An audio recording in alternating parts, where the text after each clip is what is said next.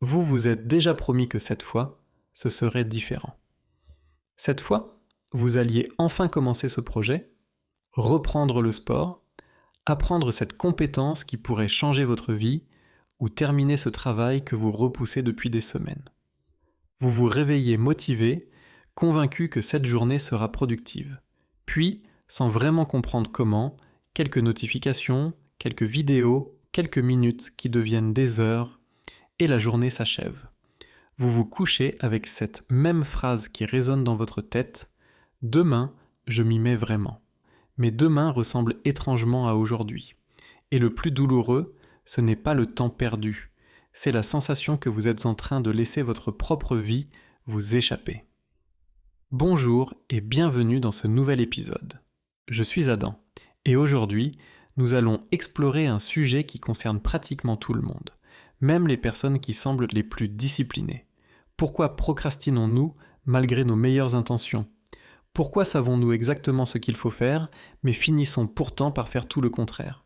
Et surtout, comment sortir définitivement de ce cercle vicieux ? Restez avec moi jusqu'à la fin, car la véritable cause de la procrastination est probablement différente de ce que vous imaginez, et la solution pourrait transformer votre façon de travailler, mais aussi votre façon de vivre. Pendant très longtemps, on a cru que les personnes qui procrastinaient étaient simplement paresseuses. Cette idée est tellement répandue que beaucoup finissent par y croire eux-mêmes. Ils se regardent dans le miroir et pensent manquer de volonté. Ils admirent ceux qui réussissent et s'impiècent et s'imaginent qu'ils possèdent une force mentale inaccessible. Pourtant, la réalité est tout autre. La procrastination n'est pas un problème de paresse, c'est un problème de gestion des émotions. Imaginez que votre cerveau soit comme un système de sécurité extrêmement sophistiqué. Sa mission principale n'est pas de vous rendre riche, heureux ou célèbre. Son objectif numéro 1 est beaucoup plus simple, vous maintenir en sécurité. Chaque fois qu'une tâche paraît difficile, complexe, incertaine ou susceptible de provoquer un échec, votre cerveau déclenche une alarme silencieuse. Cette alarme ne vous dit pas explicitement « Attention, danger ». Elle produit simplement une émotion désagréable. Vous ressentez de la fatigue. Vous perdez votre motivation. Vous avez soudainement envie de faire autre chose. Vous ouvrez votre téléphone sans même vous en rendre compte. Et c'est précisément là que commence la procrastination. Votre cerveau ne fuit pas le travail. Il fuit l'inconfort. Prenons un exemple. Vous devez envoyer votre candidature pour un emploi qui pourrait changer votre carrière. La tâche elle-même ne dure peut-être qu'une heure. Pourtant, vous passez plusieurs jours à la repousser. Pourquoi ? Parce qu'au fond de vous, une petite voix murmure « Et si je ne suis pas assez compétent ? Et s'il me refuse ? Et si je fais une erreur ?» Le cerveau préfère alors une récompense immédiate. Quelques minutes sur les réseaux sociaux, une vidéo amusante, un épisode de série, un café, n'importe quoi qui fasse disparaître cette sensation désagréable. Le problème, c'est que ce soulagement est temporaire. Très rapidement, une autre émotion apparaît. La culpabilité. Vous savez que vous auriez dû avancer. Vous savez que le temps passe. Vous savez que votre objectif s'éloigne. Et cette culpabilité devient plus inconfortable que la tâche elle-même. Le lendemain, lorsque vous regardez à nouveau cette tâche, elle semble encore plus énorme. Le stress augmente. Vous la repoussez encore. Le cercle est lancé. C'est exactement comme une boule de neige qui dévale une montagne. Au départ, elle est minuscule. Puis, elle grossit. Encore, jusqu'à devenir impossible à arrêter. Maintenant, laissez-moi vous poser une question. Combien de rêves avez-vous déjà reportés ? Peut-être vouliez-vous créer une entreprise, apprendre une langue, lire davantage, lancer une chaîne YouTube, écrire un livre, changer de métier, faire du sport. Combien de fois vous êtes-vous dit « Je commencerai quand j'aurai plus de temps ». Mais si nous sommes honnêtes, ce n'est presque jamais une question de temps. C'est une question d'état d'esprit. Le cerveau adore attendre le moment parfait. Le problème, c'est que ce moment n'existe pas. vous ne vous réveillerez probablement jamais avec une motivation parfaite. Les personnes que vous admirez n'agissent pas parce qu'elles sont toujours motivées. Elles agissent malgré l'absence de motivation.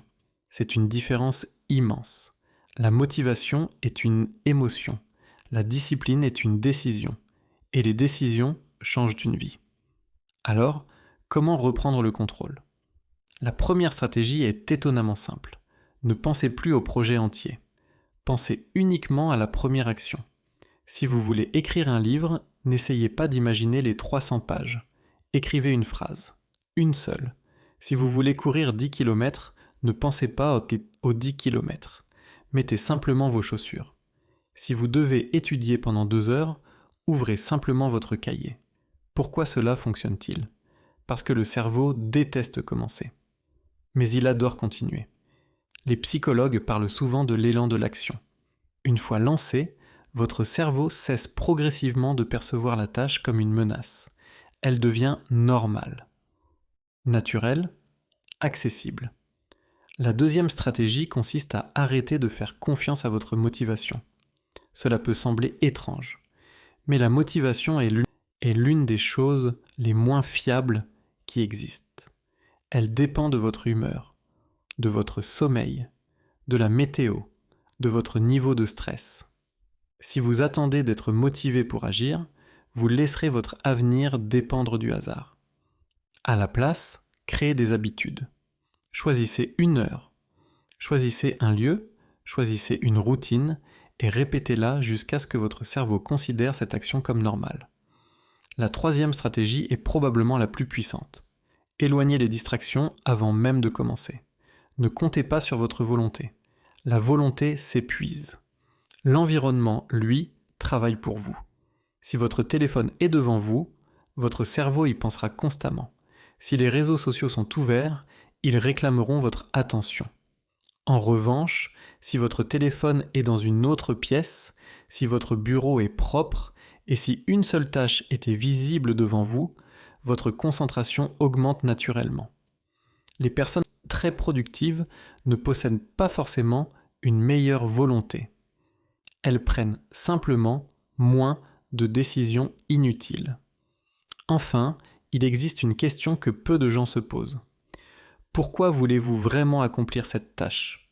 Pas la réponse superficielle, la vraie. Pourquoi voulez-vous réussir ? Pourquoi voulez-vous changer de vie ? Pourquoi voulez-vous gagner plus d'argent ? Pourquoi voulez-vous être en meilleure santé ? Lorsque votre objectif possède une véritable signification émotionnelle, votre cerveau résiste beaucoup moins, parce qu'il comprend enfin pourquoi cet effort mérite d'être fourni. Souvenez-vous de ceci. Chaque journée où vous procrastinez ne détruit pas seulement votre productivité. Elle affaiblit progressivement la confiance que vous avez en vous-même. À chaque promesse non tenue, votre cerveau apprend une chose dangereuse. Il apprend que vos propres paroles n'ont pas de valeur. Et c'est précisément ce qu'il faut reconstruire. Pas seulement votre emploi du temps, votre confiance. Commencez petit, tenez vos engagements. Même les plus simples, parce qu'à chaque petite victoire, vous envoyez un nouveau message à votre cerveau. Je suis une personne qui agit, et cette identité vaut beaucoup plus que n'importe quelle technique. Imaginez maintenant votre vie dans un an. 2 versions existent.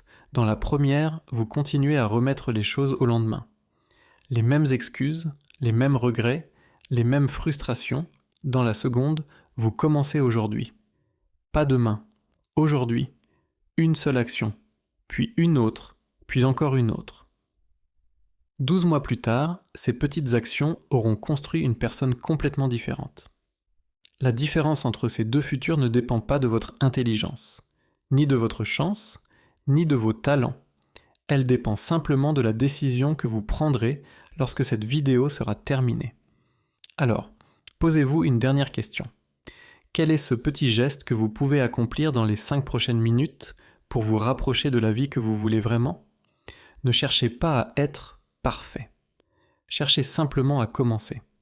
Parce que les grandes réussites ne naissent jamais d'une motivation extraordinaire. Elles naissent d'une première action, souvent discrète, que presque personne ne remarque, sauf celui dont la vie est en train de changer.